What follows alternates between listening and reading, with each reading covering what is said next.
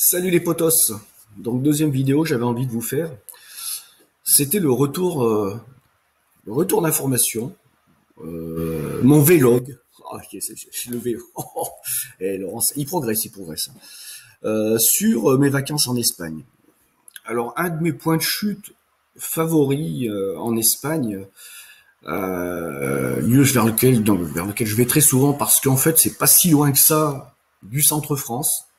C'est la région de Tarragone, et plus précisément la ville de Salou. Alors, vous savez, à Salou, il y a ce fameux parc d'attractions gigantesque qui est pas mon kiff. Alors, non pas parce que les trucs m'intéresseraient pas, mais parce que je déteste faire la queue. Je déteste faire la queue, et hors de question d'attendre ne serait-ce qu'une demi-heure pour faire une attraction. Voilà, mais un parc, somme toute, superbe pour ceux qui adorent ça et qui ont la patience et le budget. Donc, je voulais vous faire un retour de vacances concernant l'Espagne. Pays que je connais très bien sur toute la côte méditerranéenne, en poussant jusqu'à Malaga. Voilà, en poussant jusqu'à Malaga, c'est-à-dire toute la côte. Je connais toutes les grandes villes qu'il y a le long de la côte. Je vais pas pousser jusqu'à Gibraltar. La ville que j'ai moins visitée en bord de mer, ça a été relativement court et j'aurais voulu que ça soit plus long. C'était Almeria, dont je vous ai gratifié peut-être d'une vidéo et de quelques photos. Hein. J'ai pu visiter simplement le château qui domine la ville totalement. Un château vraiment superbe avec des bassins avec de l'eau, des magnifiques, avec un système d'irrigation magnifique, avec des ruines en parfait état et d'autres qui sont plutôt en phase restauration, mais un truc immense, vraiment magnifique, qui donne vraiment envie de voir le reste de la ville. Et donc je pense que j'irai à Almeria. Mais concernant les autres villes, surtout le long de la côte, je connais bien, j'y ai passé du temps, j'ai visité. Il y en a d'autres, il y en a sur celle-ci, il faudrait que j'y repasse beaucoup de temps parce que tu prends une ville comme Valence, j'y suis resté trop peu de temps pour bien me rendre compte. Mais voilà, Salou. Alors Salou, j'y vais assez souvent parce que c'est assez près. La météo est toujours bonne, l'eau est toujours chaude. Alors là, vous voyez le ciel nuageux. Ben oui, effectivement, cette année, ça a été moins ensoleillé que d'habitude, ce qui n'était pas pour nous déplaire. Parce que, bon, là-bas, en général, t'es sur les 30 degrés, mais quand le ciel est découvert et que ça envoie du steak, il fait 30 degrés, mais sur la peau, bah, tu prends les UV. Et là, je te garantis que ça envoie du pâté. Là, même météo couvert comme vous voyez là, on était à 30 degrés, et encore là, c'est pas trop couvert. Mais on a eu, on va dire, un niveau d'ensoleillement qui était pas mal pour éviter de se brûler. Alors, je me suis permis, lors de ces vacances, de vous faire quelques vidéos, non pas en vidéo souvenir, mais de faire des vidéos témoins de ce qui se passait en Espagne, en termes de tourisme, pour que vous puissiez vous faire une opposition concernant ce qui se fait en France, et ce, par rapport aux mesures gouvernementales. Donc, à savoir que j'y étais l'an dernier, et par rapport à cette année, l'an dernier, c'était la catastrophe. Le tourisme l'activité touristique était aux alentours du tiers de la normale. Il y avait aucun Français de type caucasien, quasiment aucun. J'étais le seul. Bien que j'ai un type quand même, je suis bien basané donc mes origines espagnoles sont quand même visibles. Mais voilà, tu te retrouvais en fait qu'entre Français d'origine étrangère là-bas et des Espagnols. Et alors c'était le truc qui était marrant, c'était que parmi les Français d'origine étrangère, donc bah tu avais sans doute des comme moi, puis t'en avais qui étaient beaucoup, énormément, qui étaient d'origine arabe. Alors j'utilise le terme arabe générique, hein, maghrébin, voilà, pour situer plus, parce qu'on dit les Arabes, oui, mais toi t'es pas arabe parce que c'est pas vrai, voilà, bon bref. Et puis beaucoup de familles de blacks. Et cette année, en fait, on a vu les proportions changer. Non pas que la proportion d'Arabes et de Blacks, enfin non pas que se soient absentés de ces plages-là, parce qu'ils étaient toujours là en vacances comme ils y étaient l'an dernier. Ils n'ont pas plus peur cette année de cette épidémie qu'ils ne l'avaient l'an dernier. L'an dernier, ils en avaient rien à foutre. Ils étaient comme moi, ils disaient, nous, on va au soleil et on va se bronzer la pilule et on va passer du bon temps. C'est ce qu'ils se disaient et ils ont bien raison. Et j'ai eu bien raison de le faire avec eux. Et cette année, ils étaient toujours là. Mais chose qu'on a vue, c'était que les touristes français, caucasiens, après voilà, type européen, occidental, et ben était bel et bien présent. Et les francophones cette année représentaient environ 30% du tourisme. 50% des Espagnols, 30% des francophones, des Français, peu importe leur origine, on s'en fout. Et puis 20% de pays divers et variés, tu pouvais retrouver un peu de Britanniques, tu pouvais retrouver un peu des pays de l'Est, mais beaucoup moins que dans le temps. Là, ils viennent plus, on sait plus trop pourquoi. Enfin, je sais, c'est certainement politique. Ah oui, l'Union européenne, ça se passe mal avec les pays de l'Est qui sont pas encore englobés dans l'OTAN. Tu avais quelques Hollandais, en fait, voilà, mais c'était assez disparate. Donc les Français ont été de retour. Alors ils ont été de retour, sans doute parce que bon nombre se sont vaccinés. Donc ils se disent, maintenant, je risque pas de me tomber malade ou de contaminer, de me faire contaminer. Et puis aussi parce qu'ils se sont dit, tiens finalement, Macron nous a dit qu'il fallait pas y aller, qu'on allait tous mourir, ou que c'était pas bien. Ils se sont dit, finalement, ça fait 1 an qu'il nous raconte des conneries, le gars, je vais quand même essayer de faire un peu ma vie, comme je l'entends. Bon bref, des bonnes raisons. Et cette année, donc en fait, l'Espagne, région Tarragone, vous pouvez le voir, plage bondée, c'est-à-dire situation touristique identique à celle d'avant la pandémie. Peut-être même plus. Je vous l'avoue, peut-être même plus. Donc donc je me suis amusé à me balader le survol de la plage. Bon, je vais pas mettre la vidéo voilà, avec quelques images. Là, c'était une vidéo de 10 minutes. J'espère qu'on va pouvoir, voilà. Moi, je vous le dis, les plages étaient bondées. Les plages étaient bondées. Et puis là, bien sûr, sur ces vidéos, je vous fais des commentaires, je vous présente les différentes zones, zone de la gare routière, le Paseo, enfin bon, bref. J'y raconte un peu la life de Salou, qui est un coin vraiment agréable, si tu veux aussi bien passer des vacances tranquilles et faire des bons casse-croûtes que de faire la bringue, la fiesta. Un coin vraiment sympa à tout point de vue. Alors, j'ai fait cette vidéo, bon, vous pouvez la retrouver sur mon Facebook, hein, vous cherchez dans mes vidéos. J'en ai fait une autre où je cherchais à voir un peu, à montrer quelle était l'activité dans les restaurants. Vous voyez. Et là, au moment où je faisais ces vidéos, on était déjà sur la fin de saison, c'est-à-dire sur les 7 derniers jours d'octobre. Normalement, dans ces 7 derniers jours d'octobre, la fréquentation de Salou se casse la gueule, très rapidement. Et là, c'était pas le cas cette année. Alors, les gens, ils ont envie de manger, ils ont envie de faire d'être en famille, de faire la teuf, de vivre, quoi. Et ils profitent au maximum. Voilà, la vie, la vraie vie. Voilà, c'était plein, c'était plein à craquer. Les restaurants à Salou, le soir, étaient pleins à craquer. Et là-bas, pas de passe sanitaire, pas de restrictions quand j'y étais au niveau, il n'y avait pas de couvre-feu. Port du masque pour rentrer dans les établissements, restaurants et commerces. Et puis ensuite tu l'enlevais pour becter. Service au comptoir interdit, hein. Voilà, service au comptoir interdit, mais par contre, que ce soit sur les tables à l'intérieur ou en terrasse, pas de souci. Et un restaurant bondé, et tout le monde content, quoi. Allez, une autre petite vidéo. Là, c'est plutôt le coin des vrais bistrots à bringues. La musique et tout. Voilà, c'était bondé. Il n'y avait pas une place de libre. Pas une place de libre. Allez, on avance un peu. Alors, c'est un peu lent parce qu'en même temps que je fais le téléchargement des vidéos précédentes. Donc, voilà. The life. Les gens profitaient. Alors, t'avais des trucs assez marrants, hein. Tu avais vous voyez là, t'avais le truc à bière là. T'avais aussi des trucs à chicha, donc tu sais et puis t'avais des verres avec plusieurs grandes pailles où tout le monde pompait dedans, sans peur du virus. Et puis là, c'est un autre, c'est le long du Paseo, pareil, on approche là d'un restaurant ici là, en haut bondé, des gens qui attendaient à la fois pour aller vers acheter du tabac. Les gens dans les rues, donc là on est déjà sur quelque chose comme du 10h30, hein. Voilà, 10h, 10h30 je crois. Et voilà, les gens vivaient. Alors le truc marrant, c'est que en Espagne le port du masque en extérieur est pas obligatoire. Mais chose surprenante, 80 des Espagnols continuent à porter le masque à l'extérieur alors qu'il n'est pas obligatoire. Ça, voilà, je voulais vous en parler. Et d'ailleurs, on va parler du pourquoi. Et ça, en fait, le soir, c'était le glacier où j'avais envie de me rendre parce que, bon, bah, franchement, des glaces géniales.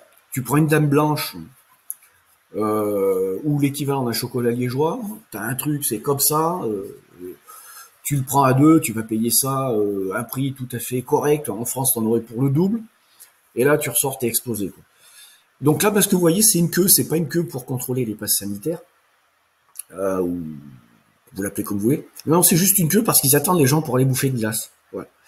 Et donc, ce que j'ai fait, c'est que j'ai fait demi-tour. Je vous ai dit, je déteste faire la queue. Je veux bien, à la limite, 5 minutes. 5 minutes. Mais pas plus, hein, là, tu vois. Après, ça me... Non. Je change de boutique. Ou je réserve. Mais là, tu peux pas réserver. Donc, en Espagne, ben, côté tourisme, pas de mesures de merde, sauf une petite en Catalogne, par exemple, un truc surprenant, complètement aberrant, c'est que les bars pouvaient rester ouverts, les boîtes de nuit aussi, mais les commerces, par exemple, magasins vente de fringues, fermés à 10 heures. Là, bon. Le truc aberrant, totalement aberrant. Bon. Il faut quand même un peu de conneries au milieu du bon sens, sinon on s'emmerderait. Alors, l'Espagne, voilà, la vie, ben, ensuite, je suis allé dans ma famille, région de Murcia, et ben, je suis allé en ville, ben, les gens vivaient normalement, plein de monde dans les bistrots, plein de monde en terrasse, vie normale, sans restriction sanitaire vraiment visible, juste cette petite indication, le gel, si le gel, voilà, tu voulais rentrer dans une boutique, gel. Parfois, certains dans les centres commerciaux faisaient un peu de zèle avec un sens de rentrée un peu rigoureux, avec un comptage, d'autres le faisaient pas. Enfin bon, des trucs au cas par cas, mais globalement, je vous dis, voilà, c'est vraiment, moi, j'ai passé des vacances de rêve. Vacances de rêve à tel point que j'allais bouffer 4 jours sur 5, au moins une fois par jour au restaurant. À cause du prix, à cause de la qualité. Oui, en Espagne, particularité, si tu as beaucoup moins de chances de te faire, de tomber sur des restaurants pièges à touristes. Voilà, il y en a, hein, il y en a, mais t'as moins de chance. C'est pourquoi? Ben parce que déjà ils vont te proposer des choses qui sont, je dirais, plus basiques que tout le monde, enfin que presque tout le monde peut réussir. Mais bon, et ensuite mon analyse est faussée parce que ben vu que je connais bien Salou, je sais où c'est que je dois aller bouffer. Et j'ai quelques bonnes adresses, d'ailleurs, que je recommande à chaque fois. Tu as un petit resto, même un grand resto, qui est capable de servir peut-être 70 couverts à la fois, le restaurant Tahiti. Bouffe traditionnelle, presque familiale, voire même un peu quand même, voilà. Qualité de la bouffe et goût de la bouffe, alors tu te tapes le bide par terre, quoi, c'est excellent. Et c'est pas cher. Donc tu te fais moule marinière. Alors c'est moule marinière façon espagnole, c'est-à-dire quand même agrémenté de, tu vois, agrémenté de quelques épices, mais sans que ça t'arrache la gueule. Hein. C'est-à-dire que c'est pas simplement vapeur, vin blanc, et puis oignons, et j'en passe. Mais c'est voilà, c'est tu t'en tapes le bide. La qualité des moules, quoi, elles te fondent dans la bouche. Pas de mauvaise pensée, s'il vous plaît. Tu te prends des plats de poisson de malade, tu te prends des paellas, t'as l'impression que c'est la paella de la mama, la viande, tu te prends, enfin bon, tout est bon et tout est pas cher. Et en plus, alors j'ai pas d'action, hein. Et en plus, le personnel, pour top, rapide, élégant, simple, sympathique, efficace. Voilà, c'est carré, tu vois. Impeccable, c'est génial, quoi. Les gens, les serveurs, en cuisine, je vous en ai parlé, vu le résultat. Les prix, la place disponible. Franchement, un repas familial à faire, tu vas là-bas, tu te trompes pas. Restaurant Tahiti. Notre bonne adresse, où là, faut sortir quand même un peu plus le portefeuille, c'est la Gaviota. Alors la Gaviota, c'est un restaurant familial qui a plus de 60 ans, qui est sur une rue perpendiculaire, entre le vieux Salou et les Salous touristiques. Et le Gaviota, c'est bon, c'est un restaurant qui peut faire énormément de couverts avec intérieur-extérieur. Et cuisine, alors là, qui monte d'un cran au niveau raffinement. Serveurs, c'est des anciens là qui, bon, les mecs, ils connaissent le pays, ils connaissent la langue, ils parlent plusieurs langues, comme d'ailleurs comme les autres. Hein. et une bouffe, voilà, c'est voilà. Eux, ils vivaient beaucoup du tourisme des pays de l'Est qui a fortement shooté. Et bon, c'est tellement une vieille adresse et une ancienne adresse que bon, ils ont des fidèles. Moi, j'y reviens chaque année. J'y vais pas forcément 2 fois ou 1 fois par semaine, mais j'y vais systématiquement 1 fois pour me remplir le bide. Et là-bas, faut pas prendre entrée et plat, quoi. Non, non, tu prends plat ou entrée. Parce que sinon, tu sors tes déquers. Dessert fait maison. Exceptionnel, que ce soit les sorbets et tout. Vraiment une bonne adresse. Et puis les anciens, les serveurs, qui sont tous de la famille pratiquement, hein. La classe, connaissance du métier, ils connaissent bien la France, ils parlent, ils se démerdent dans plusieurs langues, et puis ils sont là toujours aux petits oignons. Et tu peux discuter avec eux. Moi, je discute énormément dès que je le peux. Il y a des mecs qui sont pas trop emmerdés parce que c'est le coup de feu. Voilà, la gaviota, tu te demandes une bonne paella, une bonne salade. Là, franchement, tu sors. Voilà. Et je touche aucune com. Je vous donne simplement des tuyaux. Dans ces 2 adresses-là, vous ne pouvez pas vous planter. Simple. Comment je les ai trouvés? Ben, je les ai essayés. Voilà. Alors la gaviota, j'ai regardé les avis un peu partout. Je cherchais un resto à paella. Et puis l'autre, le Tahiti, bon, je me suis dit, tiens, on essaye, c'est pas cher. Et là, franchement, il y a certainement plein d'autres bonnes adresses hein, dans les rues parallèles à cette avenue principale, qui est vraiment sur le Paseo Maritimo. Vous avez d'autres restaurants plus proches de la partie touristique de Salou, et on voit que il y a plein d'Espagnols qui viennent faire les petits casse-croûtes et également les gros casse-croûtes. Et là, quand tu vois que les Espagnols viennent dans des restaurants, c'est que les mecs qui connaissent. Et là, tu te dis, il va falloir y aller, quoi, parce que ça, voilà, t'es sûr que ça sera bon et que ça sera pas, voilà, tu te feras. Ça, c'est un signe. Quand tu vois qu'il y a des Espagnols dans des restaurants en Espagne, c'est signe que, voilà, c'est signe que, voilà, les mecs ils connaissent. Tu sais que tu vas bouffer correctement et pas cher. C'est un peu comme le routier, quoi. Si tu vois du routier, tu te dis c'est qu'on bouffe bien. Après, il y a d'autres restaurants dans le centre-ville, le Salou, le vieux, la partie vers le port. Il y a un petit chinois très sympathique. Alors quand je dis très sympathique, pas forcément très sympathique. Mais tu bouffes toujours super bien et toujours pour 3 fois rien, quoi. Restaurant chinois, à midi, tu prends le plat du jour, le menu du jour. Tu as un plat, bon, l'entrée, un plat, c'est-à-dire le riz, un plat qui va être ton plat poisson viande, et puis tu vas avoir dessert, boisson ou café, tu vois. Tu payes ça 9 euros. Un truc de malade. Tu bouffes ça à midi, fouah, tu vois, un truc de... Et bon, c'est un restaurant dans lequel je vais depuis très longtemps, c'est toujours très bon. Et puis, le petit truc marrant, c'est que des fois, tu les entends s'engueuler. Oui, entre le patron et la patronne. En chinois. Une des fois, ils s'étaient engueulés, ils s'engueulaient, c'était bon. Moi, j'y vais un peu par voyeurisme. C'est qu'en fait, elle avait accroché la voiture, la patronne. Et puis, elle se faisait fumer par le patron, et en fait, elle avait du caractère, et en fait, elle fumait le patron, quoi. Parce que, mais c'était pas méchant. Et donc, c'est un restaurant familial. Il y a beaucoup de place et très bonne bouffe. D'ailleurs, j'ai toujours bien bouffé dans les restaurants chinois espagnols. Alors, faire attention. Si vous allez au restaurant chinois en Espagne, vous allez être surpris parce que les préparations sont pas forcément identiques à ce que vous trouvez en France. Voilà. Mais ça sera toujours, alors je dis toujours très très bon. Non, c'est pas vrai. L'an dernier, j'ai fait un très mauvais restaurant chinois à Benidorm. Très mauvais. Très très mauvais. À tout point de vue. Voilà. On voyait qu'il y avait une bonne volonté, mais alors c'était pas bon. Mais c'était pas cher, mais c'était pas bon. Mais voilà, sur toute ma carrière de goinfre en Espagne, voilà quoi, ça le fait quoi, ça le fait. Donc la vie en Espagne, moi ces vacances, j'ai passé des vacances de rêve. Vacances de rêve, il y avait énormément de monde. Moi j'adore quand il y a du monde parce que là où j'habite, je vois personne. Hein. Je vois personne. Ouais, je suis reclus dans la campagne. Donc je vois donc chaleur impeccable, contrainte impeccable, flic, personne te cassait les couilles, pas de passe sanitaire, pas de passe sanitaire. Là je vous garantis que les restaurants, ils ont fait un carton cette année. Les hôtels là-bas, ils ont fait un carton. Les bars, ils ont fait un carton. Pendant qu'en France, y compris les centres commerciaux, parce que là-bas, les centres commerciaux ouverts aussi, hein, et parce qu'il y avait le pass sanitaire pour contraindre à la vaccination. Donc voilà, c'était mon petit retour d'Espagne. Qu'est-ce que je pourrais vous dire? Oui, ici, j'ai des petits trucs parallèles. Je sais pas, d'ailleurs, la plupart des choses que je dois vous dire, vous vous en foutez, mais je pense que ça a son importance. Ça a de l'importance. Moi, j'adore faire les marchés en Espagne.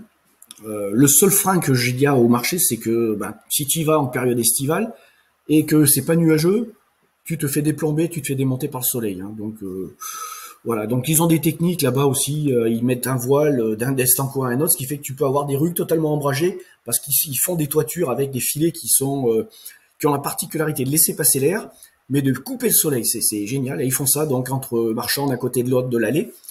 Et ce qui fait que tu arrives à avoir parfois des allées complètement tapissées. Et là, t'as l'air qui circule et puis t'as le soleil qui tape pas sur la gueule. Et sur Tarragone, le truc que je pouvais remarquer, c'était que sur les plus grands marchés, d'ailleurs sur tous les marchés, 50% des commerçants pratiquement étaient marocains. Donc moi, quand mon épouse faisait les courses, que ce soit pour les fruits et légumes, d'ailleurs le prix des fruits et légumes, parlons-en. Les fruits et légumes en Espagne, 3 à 10 fois moins cher. 3 à 10 fois moins cher qu'en France. Un truc de malade. Sur les marchés. Et avec de la saveur. Oui, parce que, voilà, c'est pas les produits qui t'envoient voilà. C'est pas les trucs qui viennent d'Andalousie, et qui aussi sont faits en serre avec des engrais, qui n'ont jamais vu une goutte de terre pour certains, enfin une miette de terre pour certains, et qui t'envoient hors saison en France. Non, c'est les produits de saison. Si tu prends les produits de saison, c'est souvent des produits qui sont locaux.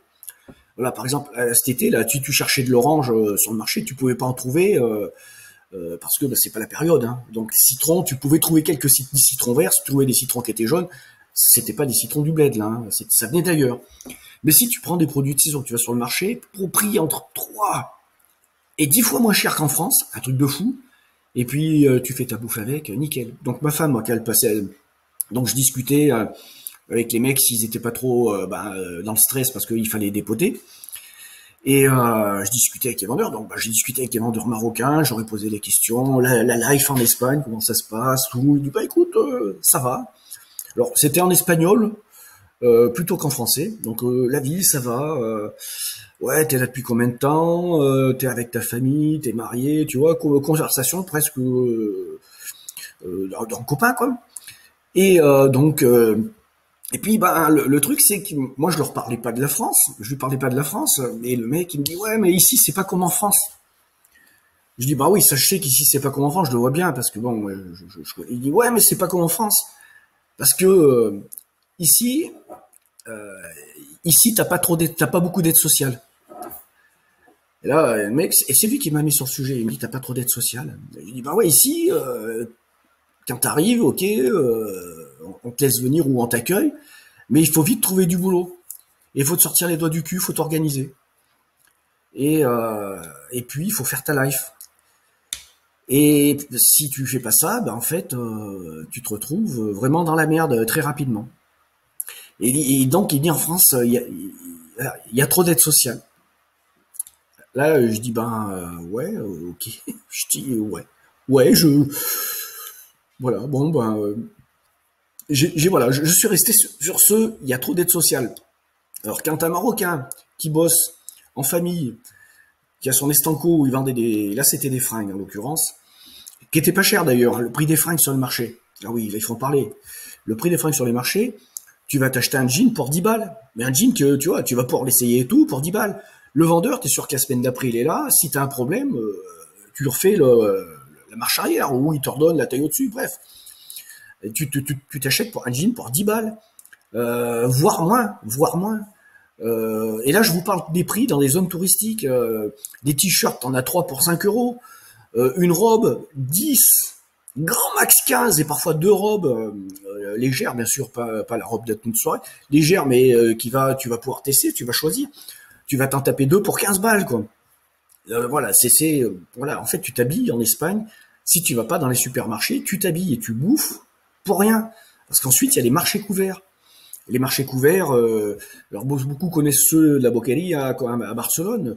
Donc, qui est en fait celui-là, il a une particularité, il est très touristique parce qu'il est très coloré, et puis ils sont tous axés sur la consommation immédiate.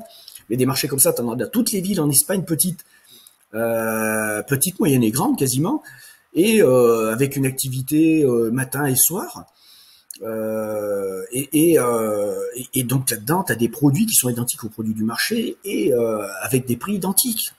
Et tu rentres là-dedans, t'as les odeurs d'épices, les odeurs du poisson, des fruits. Enfin bon, voilà, t'es au sud quoi, et tu sens que ça vit. Et puis tu peux demander à goûter, hein. D'ailleurs, sur le marché, tu demandes, on peut goûter, ah, ils te font goûter quoi. Donc j'ai discuté avec des vendeurs marocains, ils me disaient il y a trop d'aide en France. Il y a trop d'aide en France. Bon, ok. Donc j'ai fait d'autres marchés, alors très peu cette année quand même. On essayait de faire de la découverte, et puis dans ma province, à Murcie, on a fait le marché de Murcie, qui est assez grand, hein. Très grand marché, si tu veux le faire correctement, t'en as pour 1 heure et demie. C'est pour te dire. Voilà, et en marchant, en regardant les produits, t'en as pour 1 heure et demie. Si tu fais pas d'achat, voilà, si tu achètes, ça prend un peu plus longtemps. Et, euh, et donc là-bas, on devait acheter des légumes, des fruits et légumes, pour en ramener quelques-uns à la famille en France. Et ma maman, qui est en France, voulait des poivrons. Elle me disait, mais des poivrons, alors les rouges, mais pas les gros, qui font comme ça. Là, elle me disait, ceux qui s'allongent en forme de piment. Ok, maman, bon, on va te ramener ça. Et donc sur le marché, on fait le tour, et puis sur la moitié du marché, ma femme, elle trouve un estanco où il y en avait, un peu, où tu avais quand même le choix, et on s'arrête. Et puis ma femme commence à regarder, et puis là, il y a une dame qui lui parle en espagnol, elle dit, non, estos non, ça veut dire ceci non, estos son buenos. Ok, donc j'étais à côté de ma femme, puis bon, je dis bonjour madame, je regarde, et c'était une Marocaine. Oui, tu peux pas te tromper en Espagne, les immigrés sont essentiellement marocains. Les immigrés d'origine arabe sont marocains à 95%, 90-95%. Et, euh, et donc, la dame, 45 ans, je pense, à peu près. Alors, je dis à peu près pourquoi? Parce qu'elle avait un masque. Nous, on n'en avait pas. Mais elle avait un masque. Donc, ça cachait une moitié de le visage. Et ensuite, particularité, elle était voilée intégralement. Alors, voilée, pas sur le principe, tu vois, où tu te dis, voilà, la bonne amie, elle est dans l'intégrisme, c'est comme tu peux en trouver, tu vois, l'islam radicalisé, où t'es du noir la tête aux pieds. Non, elle était habillée, je dirais, voilée, traditionnelle, comme je pouvais le voir quand j'étais allé en Tunisie, pour les gens qui étaient voilés, les personnes qui étaient voilées. C'est-à-dire un voile efficace, mais discret, et puis après habillé à la façon des Marocaines. Et donc on remercie la dame, et puis elle a vu qu'on était français, et elle nous a balancé quelques mots en français. Et donc on s'est mis, enfin moi je me suis mis à discuter pendant 15 bonnes minutes avec cette dame, puis je lui ai dit alors, merci, la vie et tout, comment ça va, et puis voilà, on a parlé, on a fait connaissance. Et dans cette connaissance, et donc dans la conversation, elle me dit, oui, quand on est venu en Espagne, en fait, on est venu, on voulait aller en France, et puis en fait, on est resté en Espagne. Alors, je lui ai pas demandé la raison du pourquoi du comment, mais elle est restée faire sa vie avec sa famille en Espagne. Et elle me dit, un truc sur la France. Elle me dit, en Espagne, quand tu peux vivre, mais faut être travailleur, faut bosser. Elle me dit, c'est pas comme en France. Elle dit en France, les gens, ils y vont pour les aides sociales. Ah là, elle m'a été encore plus cash. Elle m'a dit, les gens vont en France pour les aides sociales. Alors, moi, j'en tombais sur le cul parce que j'ai discuté à 3 reprises sur ces vacances-là avec des étrangers, des gens d'origine étrangère et d'issue du Maghreb. Donc 2 fois sur les marchés, puis 1 fois en train de me baigner. Non, même 4 fois avec des gens d'origine étrangère, mais 1 fois avec un touriste français, un black. Une baraque, on a discuté un bon moment, football, Paris Saint-Germain, machin. C'était un douanier en vacances. Et l'autre fois avec un arabe qui se baignait. Alors tu sais, en fait, moi je faisais des longueurs en crawl, puis il y avait tellement de vagues, ça me déviait, puis je pouvais rien voir parce que la flotte était trouble. Et je l'ai un peu touché avec le pied, je me suis excusé, puis bon, là on a vu qu'on parlait la même langue. Et c'était un Algérien qui avait quitté la France après être allé à Grenoble et à Béziers, et qui était coiffeur. Jeune, 35-40 ans maximum, et qui était devenu coiffeur à Salou pour une durée indéterminée. Donc on a discuté un peu, et très sympa. Et donc voilà, j'ai discuté avec, et puis des Espagnols aussi, vous inquiétez pas. Hein. Je vais en Espagne pour discuter avec tout le monde, moi. Comme partout, je discute avec tout le monde, j'adore ça. Mais ce que j'ai pu revoir, c'est qu'en Espagne, si tu veux, alors une fois que les gens y sont, et déjà ils sont plus ouverts, ça t'ouvre. Ça c'est bon, déjà pour les touristes, c'est normal, t'es plus disponible. Pour les gens qui bossent, bah, c'est plus chaleureux, c'est plus ouvert.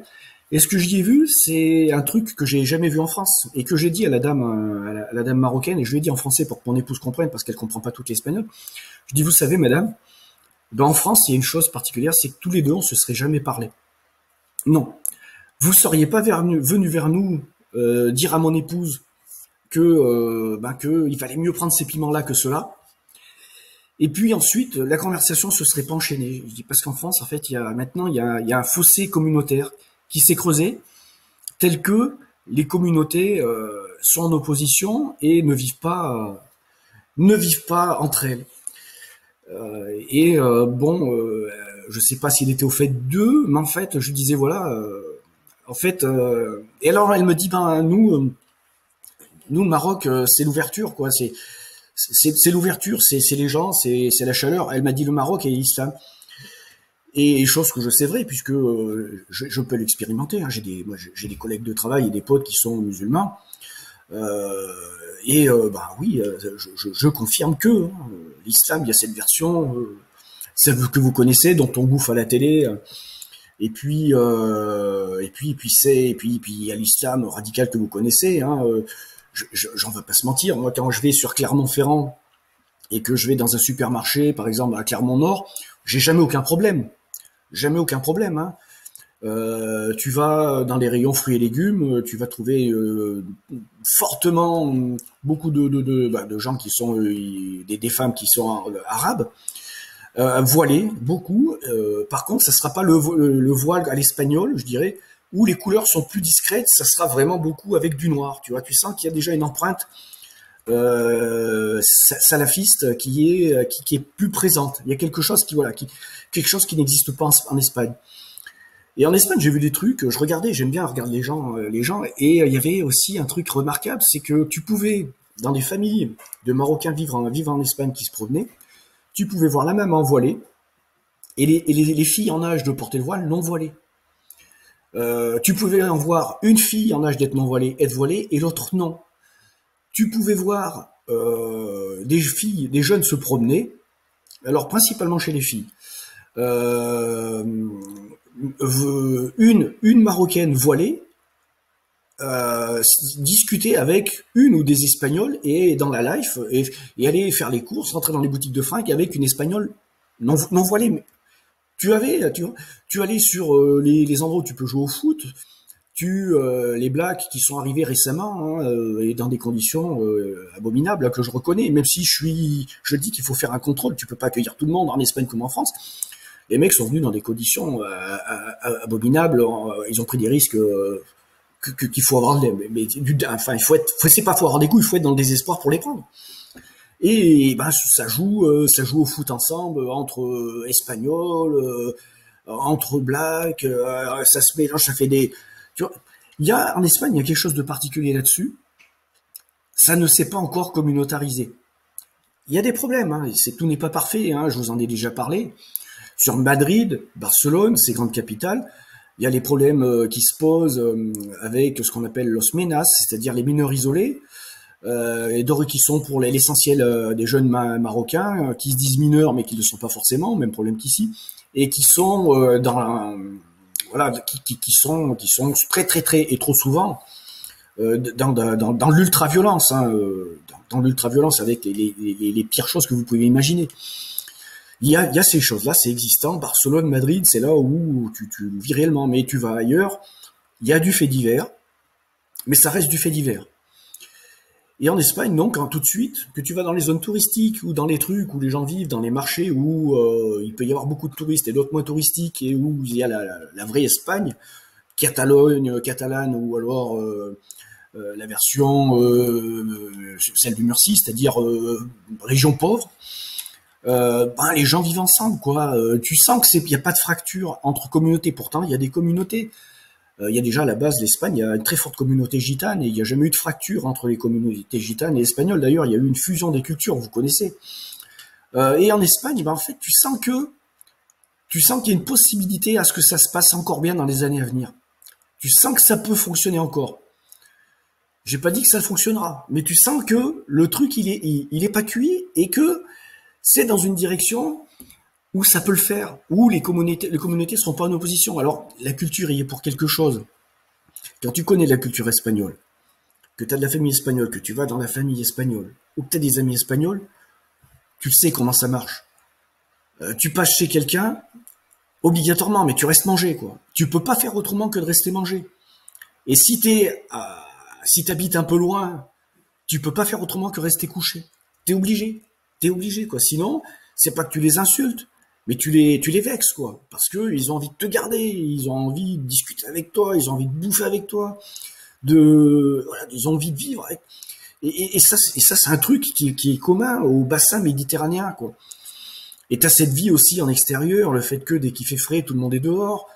T'as le fait que les Espagnols, beaucoup, sont beaucoup des marchands, quoi. En Espagne, t'as toujours cette culture de la petite boutique centre-ville. Tu vas dans les villes en Espagne, quels que soient les quartiers, tu vas avoir des commerces dans tous les quartiers. Les supermarchés n'ont pas tout détruit. Et tu retrouves tu retrouves cette vie méditerranéenne où en fait, il y a encore une vie de proximité, il y a encore une vie de quartier, il y a encore une vie où les gens se croisent, se rencontrent et discutent sans cette barrière de la culture, de la langue et de la religion. Ça se passe encore très très bien, et je dirais même plutôt très très bien. Et moi, ça me donne du baume au cœur. Et ça me donne de l'espoir, sans naïveté somme toute. Voilà, j'avais envie de vous faire ce retour assez complet sur l'Espagne, mais j'avais envie de vous conclure un truc. Voilà, pour moi, dans ma tête, je ne vis déjà plus en France. Voilà, je ne vis plus en France. Moi, voilà, s'il pouvait y avoir un plan social dans mon entreprise, à mes 54 piges, comme il y en a eu dans la région, où on te dit, bah écoute mon gars, t'es trop vieux, tu pourras pas trouver de boulot ailleurs, et on va quand même assurer tes arrières pour que tu sois pas à la rue à pas retrouver de boulot. Moi, si se produit un phénomène pareil, je serais pas dépité, parce que bon, j'ai 54 ans, j'ai fait ma vie, et sans aucune hésitation, je change de pays. Je vais en Espagne, sans aucune. Je vends la baraque en France et je vais en Espagne. Qualité de vie, climat, coût de la vie. Voilà, sans aucune hésitation, je vais là-bas. Voilà. Les gouvernements espagnols n'ont pas été bons avec la crise, hein, l'épidémie. Loin s'en faut. Loin s'en faut. Ça a été catastrophique. Mais dans leur politique sanitaire, tu ne perçois pas de vice et tu ne perçois pas de malveillance. Tu ne perçois pas un plan politique. Tu ne sens pas une manipulation. Ça ne veut pas dire qu'il n'y en a pas, mais tu ne la sens pas. À tel point d'ailleurs que les Espagnols, eux, ils se vaccinent, mais sans douter. L'immense majorité des Espagnols qui ne sont pas vaccinés, c'est pas que le vaccin, ils ont entendu des trucs dessus. C'est que bon, en fait, ils sont jeunes, ils disent bon, moi je risque pas grand-chose. Si je l'attrape, même à la limite, eh ben écoute, ça sera fait. Et puis sans mal. Mais sinon, les gens foncent à la vaccination là-bas sans se poser de questions. Ils sont très peu informés. Il n'y a pas de contre-information. Il n'y a pas chez nous ces intellectuels ou ces médecins ou tout ce que vous voulez qui sont là dans l'opposition politique à la gestion sanitaire. Les Espagnols font confiance, à tort ou à raison. Ce sont des avis. Mais ils font confiance, doute pas, ils se font vacciner. Par contre, ils sont vaccinés et puis ils portent le masque. Alors que nous, en France, on a quand même un bon échantillon de la population qui refuse de se faire vacciner, mais personne porte le masque. Tu vois, même les gens vaccinés portent le masque là-bas. Parce que peut-être qu'ils savent qu'ils peuvent contaminer les gens, même en étant vaccinés. Tu vois. Bref, voilà, c'était un bilan de mes vacances en Espagne. J'espère qu'il vous aura intéressé. Moi, je suis déjà plus en France dans ma tête, je suis en Espagne. Je ne me vois pas subir un autre mandat d'un Macron ou d'un mec qui sera du niveau politique de Macron, ou aussi crétin ou aussi malveillant que lui. Pour moi, c'est impossible. Je ne sais pas comment je pourrais faire. Continuer à subir cette merde, pour moi, c'est inconcevable. Ensuite, en Espagne, particularité aussi. Les médias sont un peu plus indépendants. Voilà, un peu plus. Voilà, il y a plus de liberté. Dès que tu donnes ton avis sur quelque chose, on te traite pas de complotiste. Ça aussi, ça c'est intéressant. Et il y a encore des systèmes qui fonctionnent. La justice fonctionne encore. Là-bas, ils arrivent à mettre des gens en tôle en Espagne, des banquiers, des responsables politiques. Et ils arrivent à le faire. Oui, oui. Ils ont un conseil constitutionnel qui s'aborde les lois qui sont inconstitutionnelles en Espagne. C'est-à-dire le pass sanitaire, là-bas, il a été sabordé par le conseil constitutionnel ou dans les organismes régionaux qui étaient voilà. Là-bas, ça fonctionne. Là-bas, il n'y a pas de clivage entre la police et la population. Tu vois, et c'est un pays où finalement tu te dis, il y a la probabilité de guerre civile là-bas, elle est hyper minime, elle est hyper mince. T'as les problèmes avec la Catalogne, l'indépendance, mais bon, somme toute, tu regardes, ça fait beaucoup de bruit pour rien. Hein. Voilà, ça, je dois vous le dire. 50% des Catalans veulent pas veulent pas l'indépendance. Hein. Après, ça, c'est le choix de tout un chacun. Mais voilà, c'est un pays où tu sens pas que ça peut partir en sucette. Tu sens pas. Il y a eu un système politique qui fonctionne avec des neutralisations à l'Assemblée nationale qui sont impossibles en France. T'as le Conseil constitutionnel. T'as l'indépendance quand même de la justice. Il y a des choses qui fonctionnent, alors que chez nous tout est mort quoi. Tout est mort, tout est mort, tout est pourri. C'est métastasé de partout. Ensuite, pour ceux qui sont un peu dans l'occultisme, particularité en Espagne, oui, il y a de la franc-maçonnerie.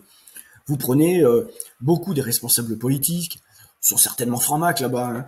Vous aurez les mêmes dégueulasseries qui pourraient être mises sur le dos de francs-macs que vous pouvez en trouver en France. Mais il y a une opposition qui est tout aussi radicale. Il y a l'Opus Dei, qui n'est pas mieux, hein, mais qui a son opposé total. Et donc les deux, quelque part, se neutralisent. Ce qui fait que t'as pas l'un qui prend l'ascendance sur l'autre, et t'en as pas un qui vient avoir une mainmise sur le pays pour imposer des choix sociétaux. Voilà, tu n'as pas. Et donc il y a une opposition qui fait que ils avancent, mais ils avancent plus sagement lorsqu'il faut faire des choix. Donc c'est un pays qui est beaucoup plus apaisé. Voilà. C'est un pays qui est dans la merde financièrement, mais on va les rejoindre. Hein, on est bien parti parce qu'on est bien géré. Et on les rejoint d'ailleurs très rapidement. Je crois le taux d'endettement doit être identique. Hein. Oui. Mais c'est un pays, voilà. Alors l'imposition sur le revenu, ça pique un peu si tu gagnes bien ta vie. Hein, ça pique bien. Les taxes locales, alors l'impôt foncier est beaucoup moins cher qu'ici.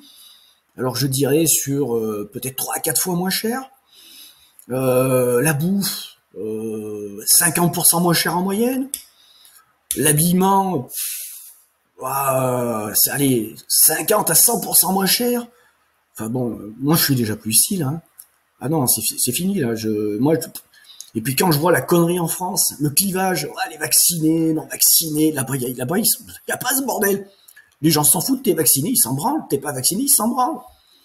Ils s'en foutent. Si bon, tu vois par exemple, les gens te disent s'ils sont vaccinés, tu vois, on se fait la bise, on se fait pas la bise, machin. Bon, moi j'ai un principe depuis 2 ans, je suis prudent pour les autres. Sauf si c'est des gens qui sont jeunes avec bon moi tu vois ma cousine ma petite sœur c'est pas le bisou quoi c'est plus que ça voilà, mais dès que les gens vont être à un âge où non là je suis prudence totale. Et dernière petite anecdote et je finis là-dessus. Déjà la dernière semaine avant que je me rende dans ma famille j'ai senti que j'attrapais une crève, mais une bonne crève hein. Là, je chantais la gorge. Je dis merde. Et puis ça montait, puis ça descendait. À tel point que ça m'avait réveillé en pleine nuit. Et là, je me suis dit merde. Lolo. Putain, qu'est-ce qui t'arrive là? Vous savez à quoi j'ai pensé. Hein. Le Vidoc. Voilà, le Vidoc. Je lui dis merde. Ah putain. Hein. Je dis c'est la merde. Je dis bon sang que ça me tracasse. Hein. Alors, vous savez ce que j'ai fait? Bah, j'avais des médicaments. Alors j'avais de l'ivermectine. En fait, de l'ivermectine que je m'étais procuré pour donner à ma famille en Espagne. Je m'en suis procuré pour en donner à ma famille en Espagne. Voilà, parce que là-bas, c'est pareil. Ils te soignent pas. Tu es malade du Covid, maison, contrôle. D'ailleurs, tu es contrôlé en Espagne, à coup de téléphone. Et maison, et puis, alors c'est pas l'aspirine, c'est Doliprane. Voilà. D'ailleurs, je sais pas. Je pense qu'il vaudrait mieux l'aspirine, mais bon, c'est qu'un avis perso. Je suis pas médecin. Donc, parce que j'avais emmené de quoi traiter, enfin de quoi donner à ma famille si quelqu'un tombait malade de Covid, et qu'il avait des fragilités et que les médecins refusaient de les soigner comme il se doit. J'aurais dit voilà, après, moi je te donne les informations, je te donne le produit, si vous êtes libre de votre choix, vous gérez. Et ben il se trouve que bon, j'ai suspecté le Covid et d'entrée de jeu, la nuit je me suis levé en sueur, mais en sueur. Pourtant il y avait la clim. Et ben, j'ai pris le traitement, alors ivermectine, azithromycine, zinc et vitamine D. Voilà, vitamine D. J'ai pris traitement normal. Et puis bon, forcément, il s'est rien passé en 24 heures. Hein. Au début, j'ai refusé de le faire. J'ai pas voulu prendre l'Advil. J'ai pas voulu, ouais, parce que il y a des anti-inflammatoires qui sont parfois préjudiciables en cas de Covid. C'est ce qu'on avait s'était aperçu au début, genre je sais plus lequel, mais s'était rendu compte qu'il y avait des jeunes qui développaient des Covid alors qu'ils n'auraient pas dû en développer sous forme grave statistiquement. Et le point commun, c'est qu'ils avaient pris une sorte d'un médicament que tu prends quand t'as la crève. Donc ça, je l'ai pas pris le premier jour, donc j'ai assumé. Euh, donc premier jour, ben je devais partir voir la famille. Je suis arrivé vers la famille, je leur ai dit faites gaffe, je suis pas nickel. Alors bon, avantage, dans la famille, médecin, aide-soignant, infirmière, et là, une que je savais pas qu'elle était de ma famille en plus. C'est ça qui est fantastique en Espagne. Dans un bled, tu découvres que tu as de la famille. Alors quand tu es jeune, faut faire gaffe quand tu dragues. Ah oui, tu peux être dans la consanguinité. Hein. Toujours demander l'arbre généalogique, pas gynécologique, avant d'attaquer une meuf. Voilà, voilà, tu peux faire des consanguins. Et donc une femme que je connaissais depuis très longtemps, une infirmière, Cathy, super sympa, qui j'ai découvert cette année qui était une cousine, le truc de malade. Et est passée et avec des tests Covid et a fait le test Covid. J'étais négatif. Elle l'a fait à mon épouse. J'étais négatif. Donc là déjà j'ai pu dire à la famille bon ben on est négatifs tous les deux.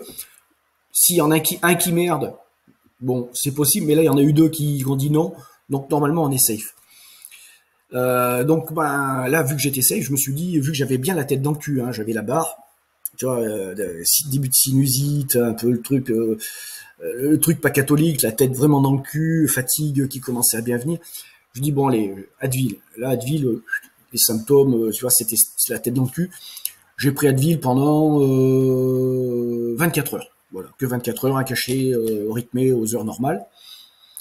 Entrecoupé, je passais avec autre chose entre temps parce qu'il faut mélanger, il paraît. Je respectais les règles. Mélanger, non pas en même temps, hein, en changeant de médicaments entre les deux. Et bon voilà, j'avais pas le Covid. Et bon, la crève est passée en 3 jours. Alors, est-ce que sans les médicaments ou avec, elle serait passée ou pas passée? J'en sais foutre rien. Ce que je sais que c'était pas un Covid. Comme quoi, il peut y avoir des maladies qui sont pas le Covid encore et pourtant qui y ressemblent. J'ai pu le confirmer. Ah, témoin. Et le vendredi, avant de repartir en France, retest Covid. Là, je voulais qu'il soit positif. Je lui ai dit, écoute, tu te démerdes, Cathy, tu fais comme tu veux, faut qu'il soit positif. Donc, elle travaille dans un dispensaire, donc le test a été fait en dispensaire, hein. Donc dans les normes, avec le papier qui est obligatoire pour passer la frontière.